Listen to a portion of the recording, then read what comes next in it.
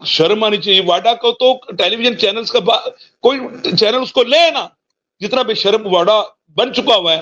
تم نے معافی مانگنی تھی مانگ لیتے, ٹھیک ہے. وہ سپریم کورٹ کے باہر آ کے سجدہ کر رہے ہیں, یعنی اس کے اندر بھی 3X والا جراثیم شامل ہے. آپ پھر ہنس رہے ہیں یار. اس کی پیدائش ایکس سے ہوئی ہے نا. دیکھنا وہ ایکس پارٹی کا ممبر تھا نا, وزارت ایکس پارٹی میں رہی تو وہ 2X تک پہنچ گیا, ٹھیک ہے. پھر وہ ایکسوں کے باپ کے پاس چلا گیا, وہ 3X میں چلا گیا, اور وہ وہاں پہ وہ سجدہ کر رہا ہے. کہاں سجدہ کر رہا ہے؟ سپریم کورٹ کے باہر فٹ پاتھ پہ. شرم آنی چاہیے اس کو, شرم آنی چاہیے اس کو. اور اس کو وائرل کروا رہا ہے. کمال ہے یار, کمال ہے.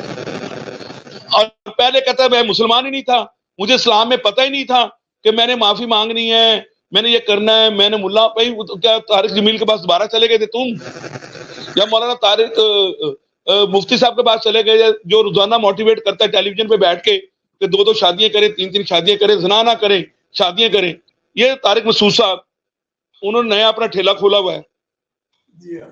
وہ شادیوں کا انہوں نے میرج بیورو سینٹر بنایا ہوا ہے, پتہ ہے آپ کو. اگر وہ انجینئر امیر, کیا نام ہے وہ آپ کے جیلم کا انجینئر صاحب جو ہیں, اگر وہ اپنے ٹول باکس بیچتے پھر رہے ہیں, تو یہ مولانا طارق مسعود صاحب جو ہیں وہ انہوں نے میرج بیورو سینٹر کھولا ہوا ہے, ٹھیک ہے. پہلے جو تھا وہ مولانا طارق جمیل صاحب نالے پراندے بیچتے اور ٹھیک ہے نا, وہ ہیرا منڈی کی عورتوں پہ وہ ان کو ٹھیک کرنے پہ لگے ہوئے تھے. ان کو معاشرے میں اور خواتین ہی نہیں, ہماری مائیں بہنیں ملی نہیں ہیں, صرف ان کو ہیرا منڈی کی خواتین ہی نظر آتی ہیں.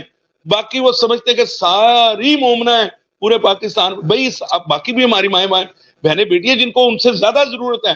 وہ تو چند سینکڑوں میں ہے نا وہاں پہ غلط کاموں میں. تو جو پاکستان میں 50-51% خواتین ہیں, ان کی اصلاح نہیں کرنی تھی مولانا طارق جمیل صاحب نے. اگر ہمارے یہاں پہ ملا صاحبان ایسے ہوں گے, اور جن کے ہاتھوں پہ ہمارے ایکس پرائم منسٹر, ایکس دیکھیں کیا لفظ ہے, ادھر بھی ایکس, اب یہ ایکس پرائم منسٹر بھی ہو گئے ہوئے ہیں. نواز شریف صاحب 3 وقت کے ایکس پرائم منسٹر ہیں, اور ابھی عمران خان سنگل ایکس ہے, ٹھیک ہے. اللہ نہ کرے وہ ٹرپل ایکس ہو جائے تو کیا بن جائے گا آپ بتائیں مجھے. پھر دیکھیں آپ پھر ہنسنے, ٹھیک ہے. تو آپ اندازہ کر لیں کہ اگر ہمارے ہاں مولوی ایسے ہوں گے تو ہماری عوام کیسی ہوگی, اور ہماری عوام کیسی ہوگی تو ہماری حکومت کیسے بنے گی.